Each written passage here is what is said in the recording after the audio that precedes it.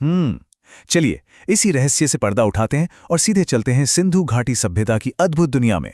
देखिए, इस कहानी की शुरुआत होती है करीब 1 सदी पहले, और वो भी बड़े ही संयोग से। बात तब की है जब रेलवे लाइन बिछाने के लिए खुदाई चल रही थी और कुछ पुरानी पक्की ईंटें मिली। उस वक्त तो किसी को अंदाजा भी नहीं था कि ये मामूली सी दिखने वाली ईंटें एक पूरी की पूरी गुम हो चुकी सभ्यता का दरवाजा खोलने वाली थीं। कैसे? इसकी कहानी भी बड़ी दिलचस्प है और ज्यादा पुरानी नहीं है। देखिए, सब कुछ 1826 में शुरू हुआ जब चार्ल्स मैसन नाम के एक खोजी ने कुछ अजीब खंडहर देखे। पर असली कहानी शुरू हुई लगभग 100 साल बाद, 1921 में, जब दयाराम साहनी ने पहली आधिकारिक खुदाई शुरू की। और फिर आया वो ऐतिहासिक साल 1924, जब जॉन मार्शल ने पूरी दुनिया को बताया कि हमें प्राचीन भारत की एक पूरी तरह से नई खोई हुई सभ्यता मिल गई है। ये बहुत ही दिलचस्प है कि कैसे एक के बाद एक खोज ने इस पूरी पहेली के टुकड़ों को जोड़ा।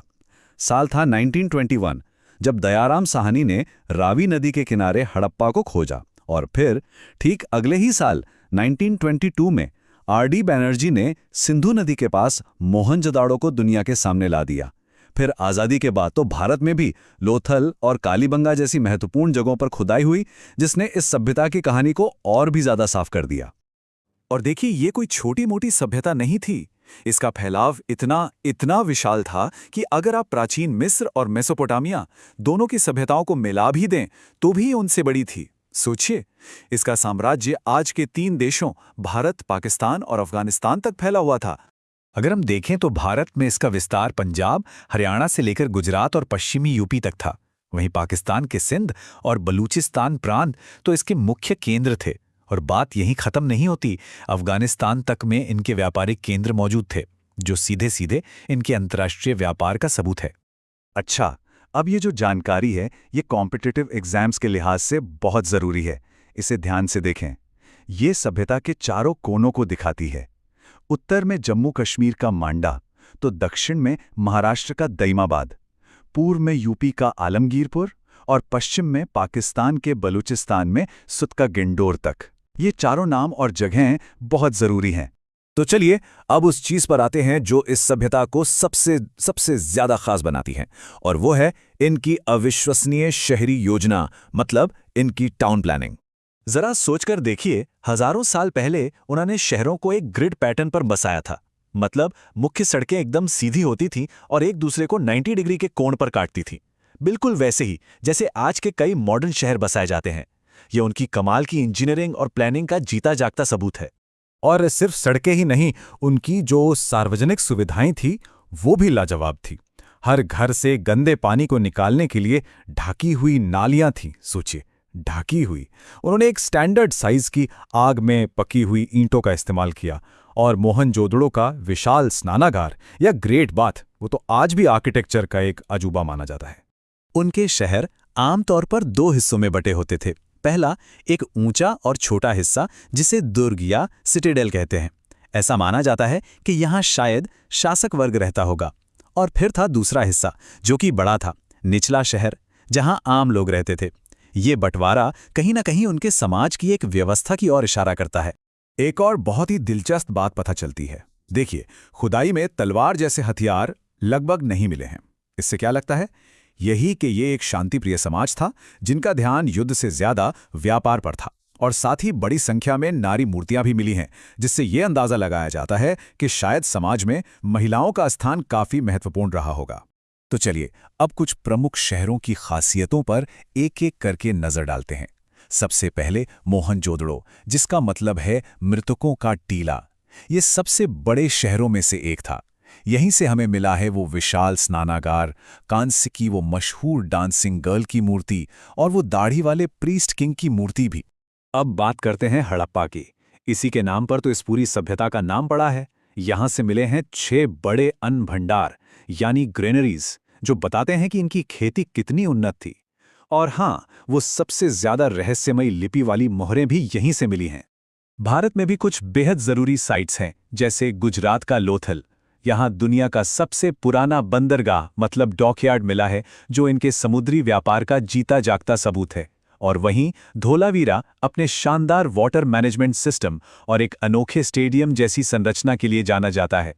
तो अब सवाल ये उठता है कि इतने शानदार शहरों को चलाने वाली अर्थव्यवस्था आखिर थी कैसी? इनका इकोनॉमिक इंजन क्या था? चलिए इसे समझते हैं।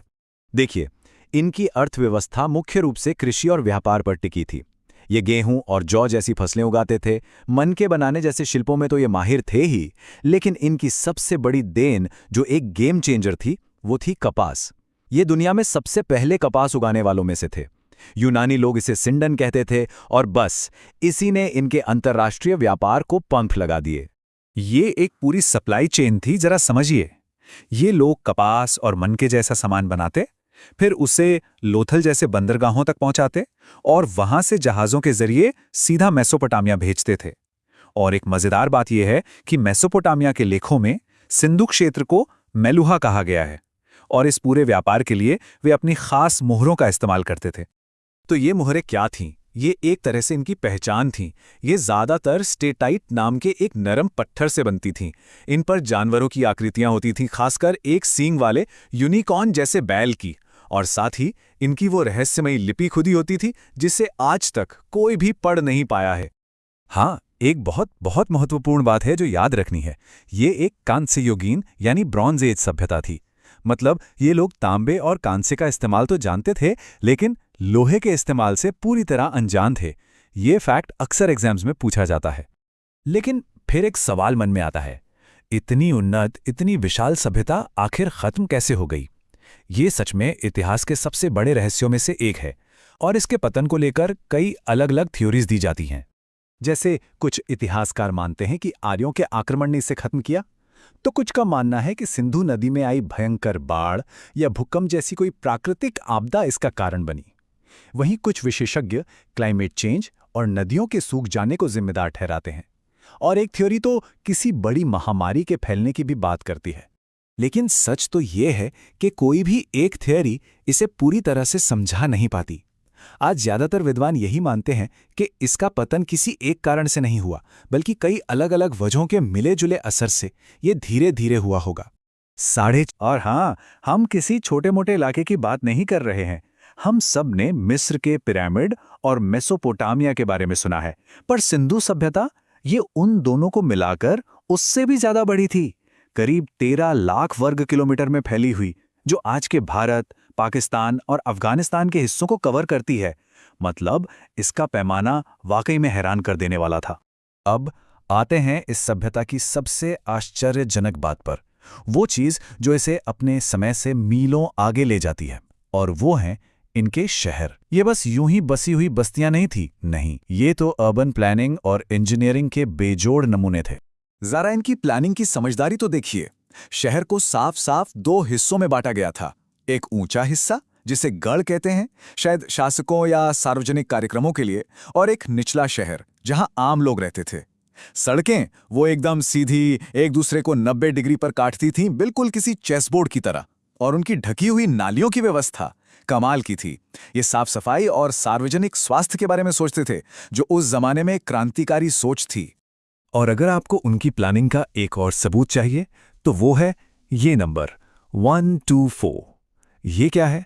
ये उनकी ईंटों का अनुपात था, ऊंचाई, चौड़ाई और लंबाई। और कमाल की बात यह है कि हजारों किलोमीटर के दायरे में फैले हर शहर में, हर घर में यही स्टैंडर्ड साइज की ईंटें मिली हैं।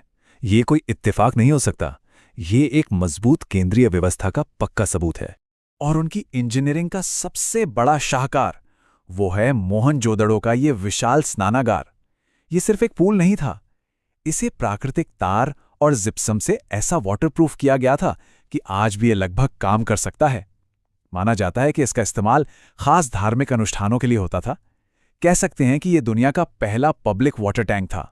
तो ठीक है, शहर तो बहुत शानदार थे, लेकिन इन शहरों में रहने वाले लोग कैसे थे? उनका रहन सहन कैसा था? हमें जो भी सुराग मिले हैं वो एक बहुत ही दिलचस्प तस्वीर बनाते हैं। वो बहुत ही कुशल किसान थे।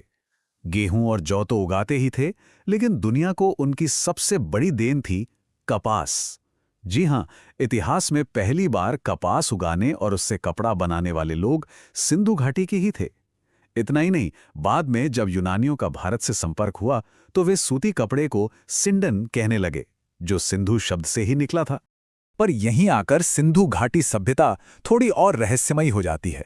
जरा देखिए, उनका समाज विरोधाभासों से भरा था। उनके पास कांसे के औजार तो थे, पर लोहे का उन्हें ज्ञान नहीं था।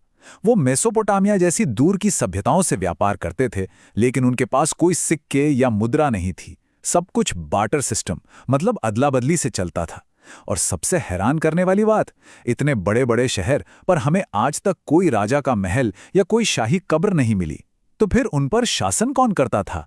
ये एक बहुत बड़ा सवाल है। पर वो लोग सिर्फ इंजीनियर और व्यापारी ही नहीं थे, वो कमाल के कलाकार भी थे।